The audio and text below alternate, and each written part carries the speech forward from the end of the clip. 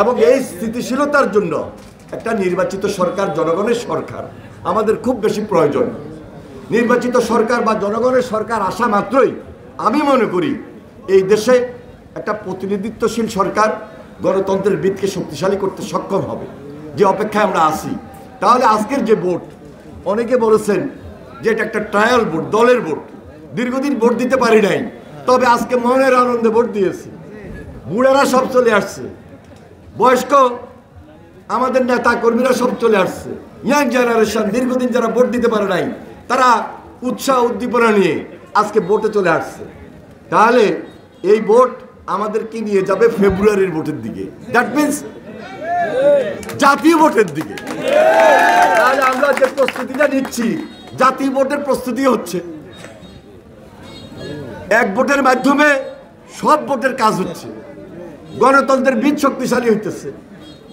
যিনি এজেন্টের শিক্ষণীয় কাজটা হইতেছে, প্রিসাইডিং অফিসারের কাজ কি, পুলিং অফিসারের কাজ কি, রিটার্নিং অফিসারের কাজ কি, এজেন্টের কাজ কি, ভোট কেমনি দিতে হয়, কিভাবে দিতে হয়, ভোট যে একটা উৎসাহ উদ্দীপনা আনন্দ উৎসব, সব কিছু মিলে আমরা ভরপুর হতে চাই।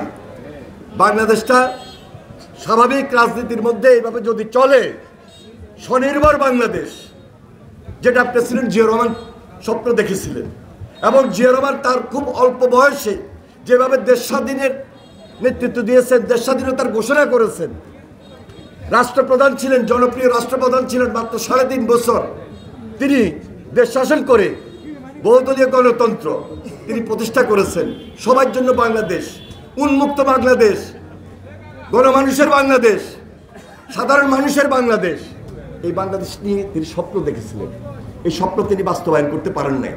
দেশনেত্রী বেগম খালেদা জিয়ার অক্লান্ত পরিশ্রম, আপোষহীন ভূমিকায় থেকে 9 বছর আমাদের ছাত্রদেরকে নিয়ে স্বৈরাচার এরশাদের বিরুদ্ধে লড়াই করেছেন, সংগ্রাম করেছেন।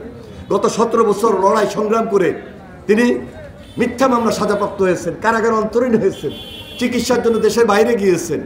তিনি অসুস্থ হলে এখন তার মনোবল আছে, তিনি সম্মান পেয়েছেন, সম্মানিত হয়েছেন জাতির কাছে, তিনি সম্মানের জায়গায় আছেন।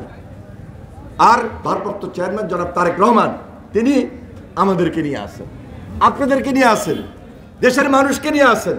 তারেক রহমান, জিয়া রহমান যে রাজনীতি বাস্তবায়ন করতে পারেন নাই, স্বপ্ন দেখেছিলেন, তার পিতার রাজনীতি, তার মায়ের রাজনীতি, আগামী দিনে তারেক রহমানের হাতকে শক্তিশালী করার মধ্য দিয়ে সেই স্বপ্নকে বাস্তবায়ন করাই হলো।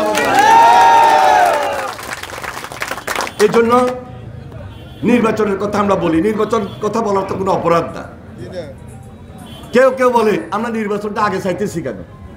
আমরা তো নির্বাচন শুধু আগে চাইতেছি না, আমরা হাসিনার বিচার আগে চাইতেছি, আমরা গুমখুরের বিচার চাইতেছি, আমরা জুলাই আন্দোলনে যাদেরকে খুন করেছে তাদের বিচার চাইতেছি, আমরা সংস্কার চাইতেছি, সংস্কারের 31 দফা আমরা ঘোষণা করেছি, আমরা নির্বাচন চাইতেছি।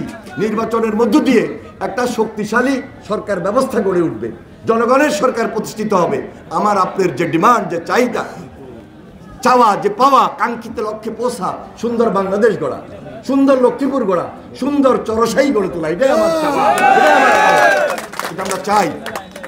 তা আপনারা যারা আজকে উপস্থিত হয়েছেন, আপনাদের সবাইকে সংগ্রামী সালাম জানাই, অভিনন্দন জানিয়ে উপস্থিত সকল মুরব্বী, মা বোনেরা, ভোটার বিন্দু, ক্যান্ডিডেট যারা, সভাপতি, সেক্রেটারি, অর্গানাইজিং সেক্রেটারি অংশগ্রহণ করেছেন, ইউনিয়নের নেতৃবৃন্দ, ওয়ার্ডের নেতৃবৃন্দ যারা ইতিমধ্যে নির্বাচিত হয়েছেন, সাংবাদিক ভাইরা যারা এসেছেন, থানার নেতৃবৃন্দ, উপজেলার নেতৃবৃন্দ, চন্দ্রনগরের নেতৃবৃন্দ, অঙ্গ সংগঠনের নেতৃবৃন্দ, জেলার নেতৃবৃন্দ, সবাইকে আমি আমার ব্যক্তিগত পক্ষ থেকে সংগ্রামী সালাম এবং অভিনন্দন জানিয়ে আজকের মতো বক্তব্য শেষ করছি। খোদা হাফেজ। বাংলাদেশ জিন্দাবাদ, জাতীয়তাবাদী দল জিন্দাবাদ, শহীদ অমরক দেশনেত্রী বেগম খালেদা জিয়া জিন্দাবাদ, বিএনপির ভারপ্রাপ্ত চেয়ারম্যান জনাব তারেক রহমান জিন্দাবাদ।